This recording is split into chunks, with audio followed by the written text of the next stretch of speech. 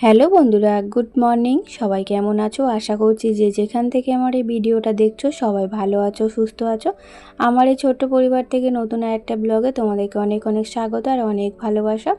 এখন ঘড়ি কাটায় বাজে সকাল 8টা। এখন থেকে তোমাদেরকে সাথে নিয়ে আজকের ব্লগটা শুরু করছি। আশা করছি ব্লগটা তোমাদের ভালো লাগবে। আজকে সকালের আকাশটা দেখিয়ে একদম কি বলবো, মনটা এত ভালো লাগছিল, সেই পুজো পুজো ভাব আজকের আকাশটা। তো তাই জন্য তোমাদের সঙ্গেও একটু শেয়ার করলাম। আর এখন এই যে মা হচ্ছে আমার জন্য কুলেখাড়া শাক এনেছিল কিনে বাজার থেকে, কালকে এনেছিলাম। ওই মেয়েকে দিতে গিয়েছিলাম, আঁকার এক্সাম দিতে গিয়েছিলাম, তখন কিনে এনেছিলাম। আর আজকে এই যে সকালবেলা মা এটাকে ছিঁচে রস বার করে দিচ্ছে, এই রসটা আর কি খাবো। তো রক্ত রিপোর্ট করতে দিয়েছিল, সেটা দেখেই আর কি এটা খাওয়া হচ্ছে। তো এখন এটা খাবো, এখন ব্রাশ করছি। আমি ব্রাশ করতে করতেই আর কি তোমাদের সঙ্গে ভিডিও শেয়ার করছি। ব্রাশ করে তারপরে হচ্ছে ওটা খেয়ে তারপরে চা করব। আর এই যে দেখো কতটা হয়েছে। তো মা বলছিল একবারে খেতে হবে না, অর্ধেকটা আজকে কর অর্ধেকটা কালকে কর। আমি বললাম না, একবারেই করে দাও, অল্প একটু আছে। তো এটা এখন সকালবেলা খাবো। এটা খেতে না আমার কোনো রকম কষ্ট হয় না, কারণ ছোট থেকেই আমাদের অভ্যাস আছে এগুলো খাওয়া। তো আমার একদমই কষ্ট হয় না, বরঞ্চ সেদ্ধ করে খেলে আমার বেশি কষ্ট হয়, আমি খেতে পারি না। কিন্তু কাঁচা আমার সেরকম কিছু মনে হয় না। তো খেয়ে নিয়ে চা করতে করতেই খেলাম। খেয়ে আর এদিকে যে চাটাও বসিয়ে দিয়েছিলাম। তো মা বলল লিকার চা খাবো। মা অনেক সকালে ঘুম থেকে উঠেছে, 5টার সময় ঘুম থেকে উঠেছে। উঠে আমার ঘরের সমস্ত কাজকর্ম সেরে দিয়েছে, বাসি কাজ যা যা থাকে। শুধু আমরা যে ঘরটা শুয়েছিলাম, মানে আমার বেডরুমটা, ওটা মুছে নে। তারপরে রান্নাঘর, দালান, বাসনপত্র যা ছিল সব পরিষ্কার পরিচ্ছন্ন করে দিয়েছে সকালে। করে চান করে একবার মানে দুধ চা খাওয়া হয়ে গেছে মায়ের। তো এখন আমি চা করলাম। মা বললো একটু লিকার চা করতে। মা কিন্তু লিকার চা খুব একটা খায় না, তো আমি করছি বলে বললো তাহলে দে। তো এখন সবার জন্য এই যে লিকার চা করে নেব। আর আমার মাসিমণি ওরাও দুধ চা খায় না, ওরাও লিকার চা খায়। খাবার মধ্যে শুধু মা একা দুধ চা খায়। তো সকালে খেয়ে নিয়েছে বলে আর এখন দুধ চা দিলাম না, এখন এই সবার জন্য লিকার চা করে নিয়ে চা খাবো। খেয়ে তারপরে রান্নাবান্নার দিকে যাব। আর বাজার দোকান সব তো করতে হবে, হাজব্যান্ড গেছে করতে বাজার। তো ও আর কি এলে বাজার নিয়ে তারপরে রান্না বসাবো। আর এই সেই কাপগুলো যেগুলো মেলা থেকে কিনেছিলাম, ওই যে পয়লা বৈশাখের মেলা থেকে কিনেছিলাম। 6টা কাপ নিয়েছিল। এগুলো রেগুলার ব্যবহার করার জন্য নিয়েছিলাম, আমরা তো ডেলি চা খাই। তো সেই হিসাব করে কম দামে কাপগুলো নিয়েছিলাম। 6টা কাপ ওই 50 টাকার মতো নিয়েছিল। তো ভালো কাপ আমার আছে বলে আর ভালো কাপ নিলাম না, রেগুলার ইউজ করার জন্য এই কাপগুলো নিয়েছিলাম। আর এখন এই যে বিছানাটা ভাইয়ের বউ গুছিয়ে দিয়েছিল, তো বালিশগুলো গুছিয়েছিল, কিন্তু বিছানাটা ঝাড়া হয়নি। তো আমি এখন বিছানাটা মানে পরিষ্কার করে ঝেড়ে নেব। তো তোমরা জানো বিছানা নোংরা হয়ে থাকলে আমার একদম ভালো লাগে না। বিছানার চাদরটা বেশ টান টান হয়ে থাকে, তবে দেখতে ভালো লাগে। আর লোকজন থাকলে বাড়িতে একটু বিছানা অগোছালো হয়ে যায় মাঝে মধ্যে। তাও আমি মানে কি বলবো, আছে ঘর পরিষ্কার করছি, বিছানা পরিষ্কার করছি। বিছানা তো দিনে 3বার 4বার ঝাড়া হয়ে যাচ্ছে। তো আমি বাড়িতে থাকলে, একা থাকলে 2বার কি 1বার ঝাড়ি। আর লোকজন এসছে যেহেতু বিছানা সব সময় বসা ওঠা করতে হচ্ছে, বিছানার চাদর আর কি জ্বর হয়ে যাচ্ছে। তো আমি বারবার ওই যে টান টান করে বিছানার চাদরটা বিছিয়ে দিচ্ছি। আর এই যে দেখো আলমারিগুলো খুব ধুলো পড়েছিল, তো 2 দিন পরিষ্কার করা হয় না। তো আজকে এই যে ঘরের কাজ কিছুটা বাকি আছে, ওই যে বললাম দালানটা, রান্নাঘরটা মোছা হয়েছে, ঘরটা এখনও মোছা হয়নি। তো এগুলো পরিষ্কার করে নিই। আর এখন এই যে ঘরটা শুধুমাত্র মুছে নেব, আর দালানটা একবার ঝাড়ু দিয়ে নেব। দালানটা তো অনেক সকালে মোছা হয়েছে, তো নোংরাও হয়ে গেছে। তো দালানটা আর মুছবো না, ঝাড়ু দিয়ে নেব। এখন ঘরটা মুছে নেব।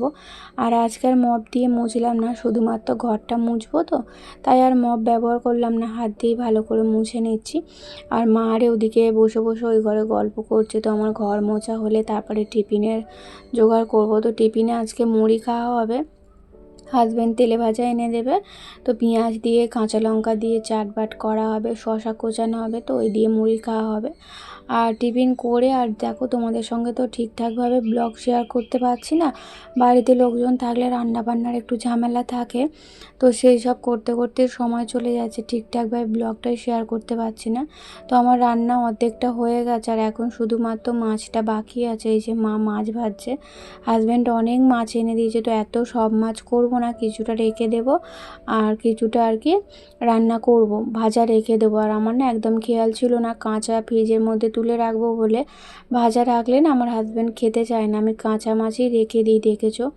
আর এখন হচ্ছে সন্ধেবেলা দুপুরবেলা রান্নাবান্না করে খাওয়া দাওয়া করে, এত পরিমাণে বৃষ্টি হয়েছে সকাল থেকে আরম্ভ করে, সকাল 9টার পর থেকে এত পরিমাণে বৃষ্টি, প্রায় 5:30 পর্যন্ত বৃষ্টি হয়েছিল। একটু কোথাও বেরোতেও পারিনি, তো ভেবেছিলাম আজকে একটু বেরোবো ঘুরতে সবাই মিলে, কিন্তু ওই বৃষ্টির কারণে বেরোনো হয়নি। সারাদিন ওই শুয়ে বসে কাটিয়েছিলাম দুপুরের পর থেকে। কালকে রান্না করেছিলাম মুসুর ডাল করে, কালকে না সরি আজকে রান্না করেছিলাম মুসুর ডাল আর মাছের ঝাল, তারপরে কাঁকরোল আলু ভাজা, কলমি শাক ভাজা, আমড়ার চাটনি। তো এই আর কি করেছিলাম। আর এখন সন্ধ্যাবেলায় এই যে চাটা খেয়ে সবাই মিলে সবজি কাটতে বসে পড়েছে। রান্না করব হচ্ছে চাউমিন।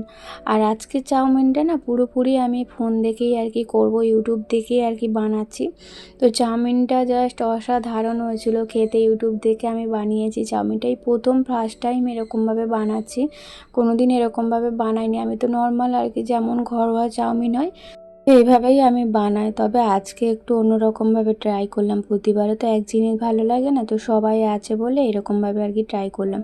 তো 2.5 প্যাকেটের মতো চাউমিন রান্না করব, এতগুলো লোক কম পড়লে তো আর মুড়ি খাওয়া যায় না, তো তাই জন্য একটু বেশি করেই করছি, বেশি হলে আর কি ফ্রিজের মধ্যে তুলে রেখে দেবো।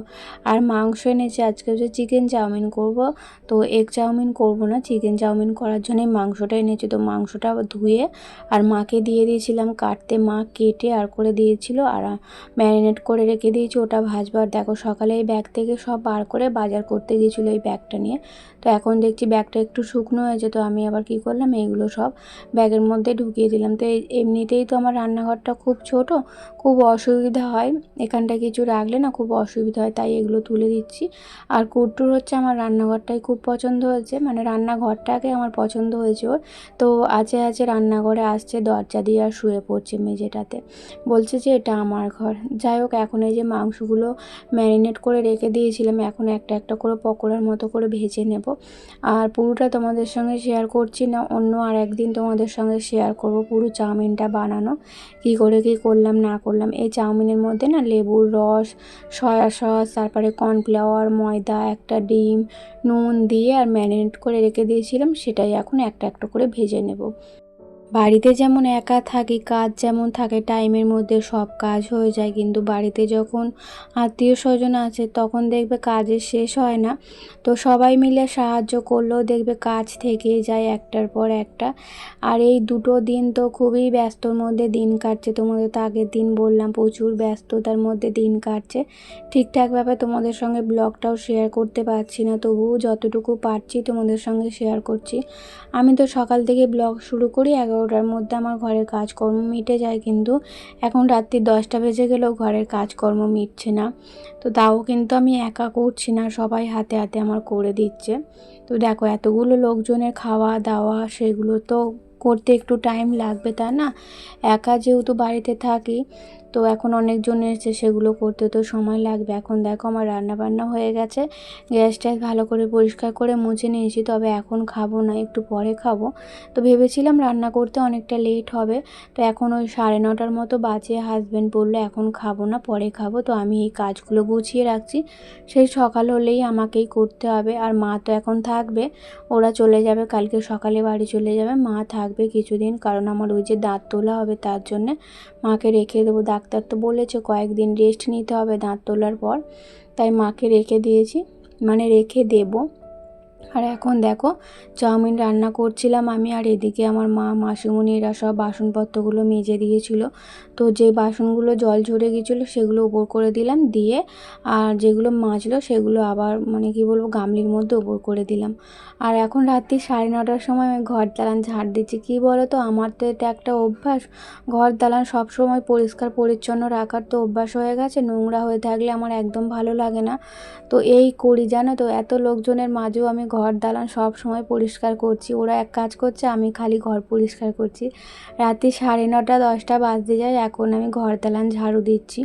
তো একদম নোংরা হয়ে গিয়েছিলো দালানটা, তাই ঝাড়ু দিলাম। এখন আপাতত বৃষ্টিটা থেমেছে সারাদিন পর।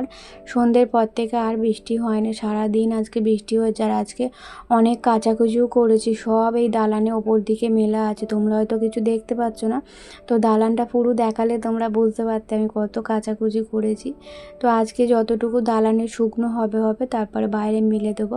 আর দেখো কয়েকটা বাসন ছিল, সেগুলো আমার মা বাইরে বসে বসে মাজছে। তো মায়ের সঙ্গে গল্প করতে করতে এই যে ঘরের কাজগুলো করে নিয়েছি।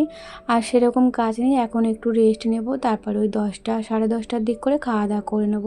তো বন্ধুরা চলো আজকের ব্লগটা এই পর্যন্তই, টাটা।